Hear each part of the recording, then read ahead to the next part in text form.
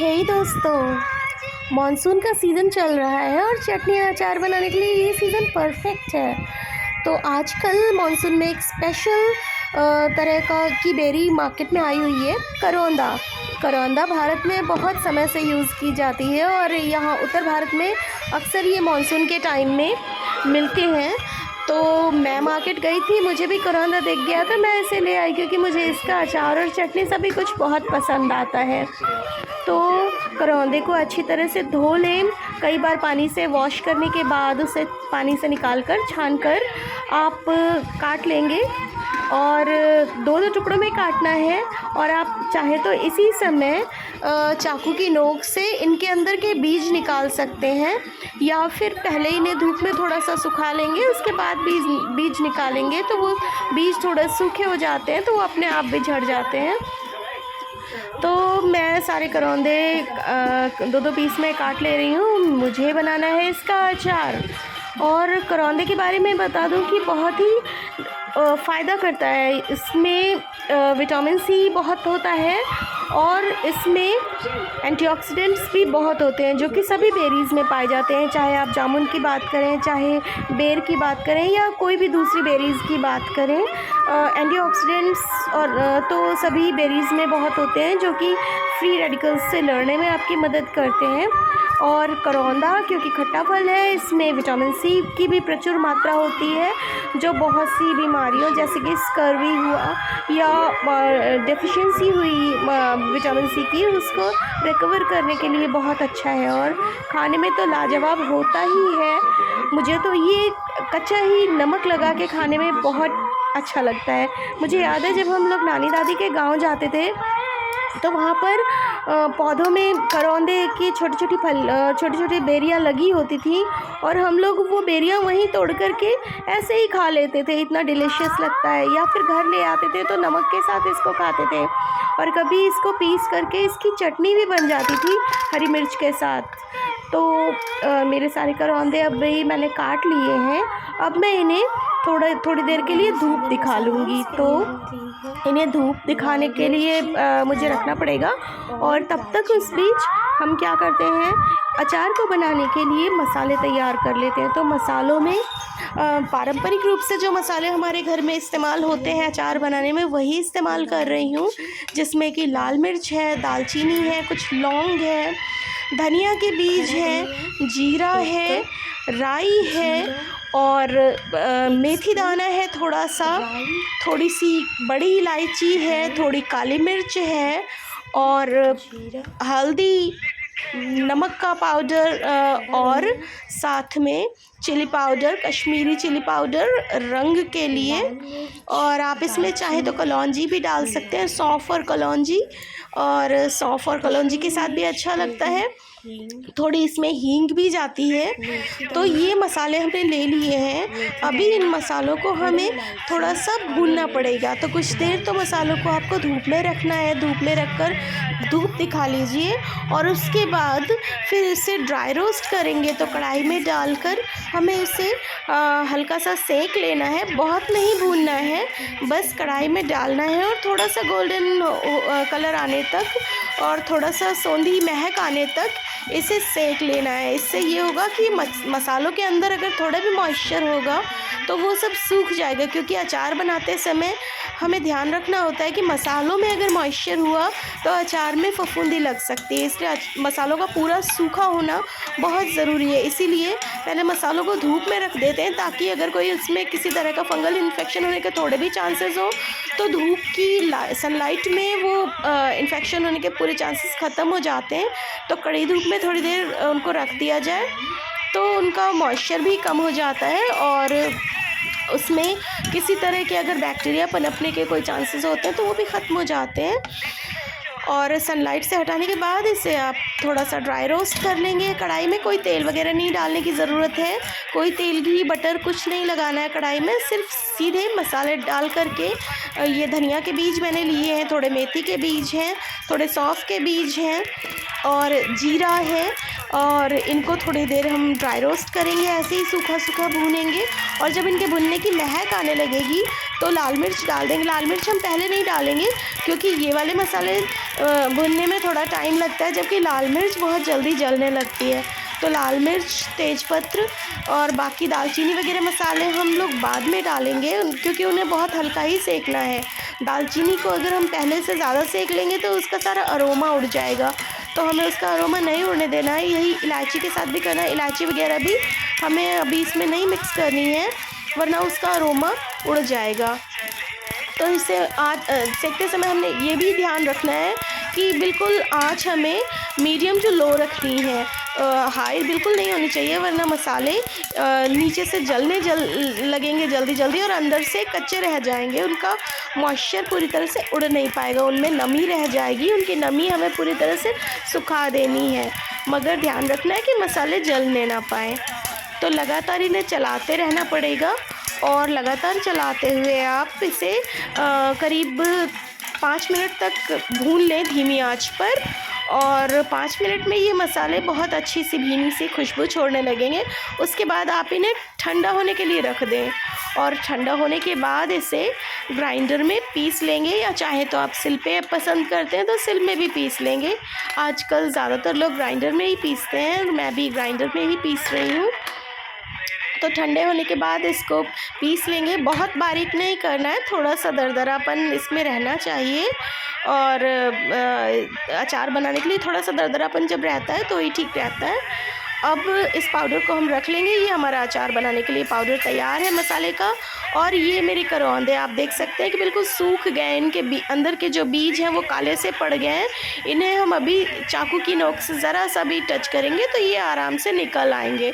तो इस तरह से हमें धीरे धीरे करके इनको निकाल देना है। वैसे अगर ये पड़े भी रहें तो कोई हर्ज नहीं है। बहुत से लोग साबुत करौंदों का ही अचार बना लेते हैं या काटते भी हैं तो बीज नहीं निकालते। तो अगर आपको बीज नहीं निकालने तो आप इन्हें ऐसे ही छोड़ सकते हैं, बीज निकालना जाना कोई ज़रूरी नहीं है। अब मैं भी कड़े वाले बीज निकाल देती हूँ, जो बिल्कुल सॉफ्ट है उनको रहने देते हैं। वो मसाले सोख करके बहुत वो भी टेस्टी हो जाते हैं। तो ये मैंने अपने करौंदे साफ़ करके रख लिए हैं, सूख गए थे, अच्छे से ड्राई रोस्ट हो चुके थे और अब हमारे इस्तेमाल के लिए ये तैयार हैं। तो अभी हम इन्हें यूज़ करेंगे और इसमें अब हम मसाले डालना शुरू करेंगे। तो हमने सबसे पहले डाल दिया है हल्दी का पाउडर, और हल्दी का पाउडर डाल के सबसे पहले मिक्स कर लेंगे। हल्दी का पाउडर सबसे पहले ही डाला जाता है अचारों में। ऐसा इसलिए होता है क्योंकि हल्दी एंटी बैक्टीरियल होती है, एंटी फंगल होती है। तो सबसे पहले अचार में जो भी चीज़ का अचार आप बना रहे हैं उस पर हल्दी की एक कोटिंग हो जाती है, तो अचार की सेफ्टी की संभावना बढ़ जाती है, यानी कि अचार जल्दी ख़राब नहीं होता। तो सबसे पहले हल्दी डाल करके अच्छे से इसको मिक्स कर लेंगे। उसके बाद हम बाकी के मसाले डालेंगे। तो अभी मैंने डाला है हींग, सौंफ का थोड़ा सा 1 चम्मच पाउडर, और इसके बाद हम दूसरे मसाले अपने डालना शुरू करेंगे। तो अभी हमने जो मसाला तैयार करके पीस के रखा था वो भी हम इसी स्टेज पर इसमें मिक्स कर देंगे। और लाल मिर्च का फ्लेक्स हमने डाला है, बारीक वाला पाउडर अभी नहीं डाला है। और इसके साथ ही हमें कश्मीरी लाल मिर्च, अगर आप अचार में लाल रंग पसंद करते हैं तो कश्मीरी लाल चिली फ्लेक्स डालने के साथ साथ कश्मीरी लाल मिर्च भी डाल दीजिए। नमक भी हम अभी इसी स्टेज पर डाल देंगे और इनको हमें अपने स्वाद के हिसाब से ही डालना है। नमक मिर्च आप अपने घर में जैसा खाया जाता है, जैसा सबको पसंद है वैसा ही डालेंगे। अगर तीखा ज़्यादा खाया जाता है तो आप मिर्च ज़्यादा डाल सकते हैं, और अगर नमक तेज़ खाया जाता है तो नमक ज़्यादा डाल देंगे।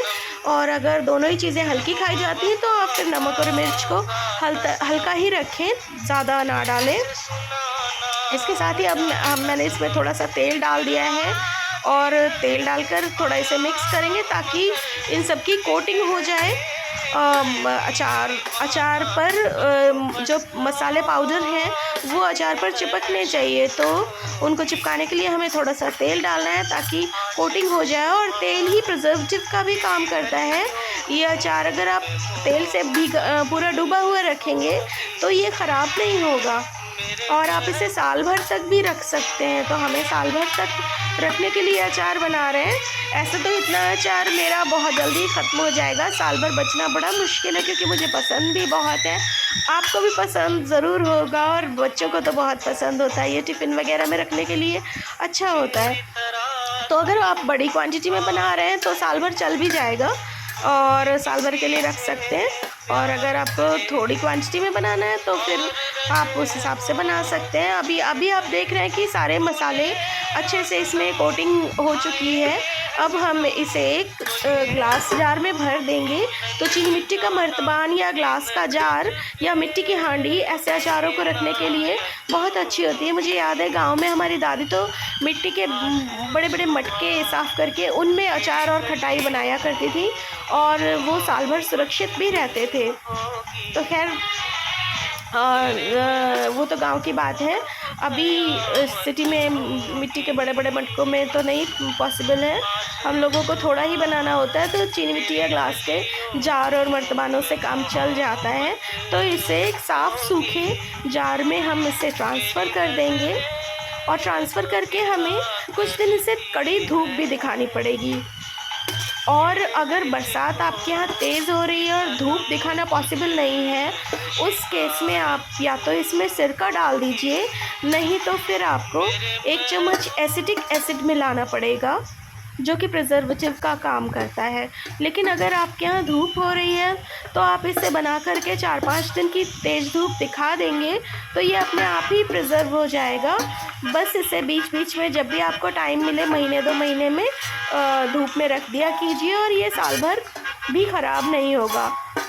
ध्यान ये भी रखिएगा कि ये अचार बनने के बाद अगर आप कोई प्रिजर्वेटिव्स नहीं मिला रहे हैं, केवल हल्दी के एंटीबायोटिक गुणों के ही ऊपर निर्भर हैं, तो इसे तेल में डुबा के रख दीजिए। हमारी नानी दादी कभी कोई एसिड या प्रिजर्वेटिव नहीं मिलाती थी अचारों में और वो केवल तेल से और हल्दी से ही अचारों को प्रिजर्व कर लेती थी। और नमक, तेल, हल्दी, नमक अचारों के लिए अच्छा प्रिजर्वेटिव होता है। तो मैं भी इसमें तेल भर दूँगी ऊपर तक और इस तेल से ही ये ख़राब नहीं होगा। और फिर अभी इस समय तो बाहर बारिश हो रही है, जब बारिश नहीं होगी तो मैं इसे धूप में भी रखूँगी अगर धूप निकलती है। लेकिन इनकेस धूप नहीं निकलती तो मुझे इसमें थोड़ा सा सिरका मिलाना पड़ेगा क्योंकि एसिड मिलाना मुझे पसंद नहीं है। यूजुअली मैं एसिड्स को अवॉइड करती हूँ, सारे ही केमिकल्स को अवॉइड करती हूँ। तो इस तरह से हमारा ये डिलीशियस अचार बहुत आसानी से तैयार हो गया है, बिल्कुल कोई भी मुश्किल नहीं है। ये मैंने थोड़ा सा इसमें वाइट विनेगर मिला दिया है।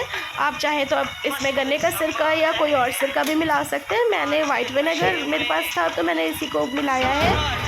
गन्ने का सिरका अगर आप मिलाएंगे तो उससे थोड़ा सा कालापन आ जाता है क्योंकि गन्ने का सिरके का जो रंग होता है वो रंग अचार में भी आ जाता है और वाइट विनेगर मिलाने पर इसका रंग नहीं बदलेगा, इसलिए मैंने वाइट विनेगर मिलाया है।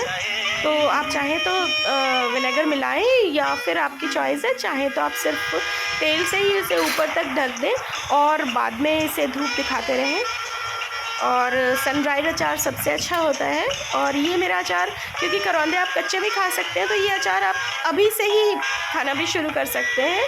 आप चाहें तो आज ही खा सकते हैं बना करके, या फिर आप थोड़ा सा धूप दिखा लेंगे तो थोड़ा सा ये गल जाएंगे, तब भी ये डिलीशियस होंगे। ये अभी भी बहुत जायकेदार हैं और जैसे जैसे ये गलते जाएंगे और इनका मॉइस्चर थोड़ा और सूखता जाएगा करौंदों के अंदर का, वैसे वैसे ये मसालों का अर्क भी सोखते जाएंगे और इनका स्वाद और बेहतर होता चला जाएगा।